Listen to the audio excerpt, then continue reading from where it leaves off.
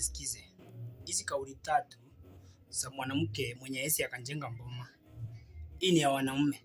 Kauli tatu za mwanamke hawezi akajenga mboma. Number one. Mwanamke anapenda kuona mistake zako. Chochote yenye unafanya yote ni mistake. Hata ukimwambia fanya hii, yote ni mistake. Mistake ndiyo anaonanga peke yake. Number two. Mwanamke ambaye anakuchuku kila mara. Hata ukichelewa kazini, umetoka wapi, umetoka kwa malaya. Ukindresi vizuri, ukitokea, unaenda wapi uko unaenda kwa malaya. Ama unaenda wapi, anakuchuku kila mara. Mkiwa kwa nyumba. Hiyo mwanamke, achana naye. Ya tatu, na ya muhimu.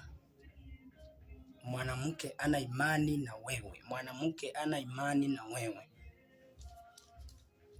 Ukimwambia tuweke 200 tu invest, anasema unataka tutafute pesa ili unifukuse.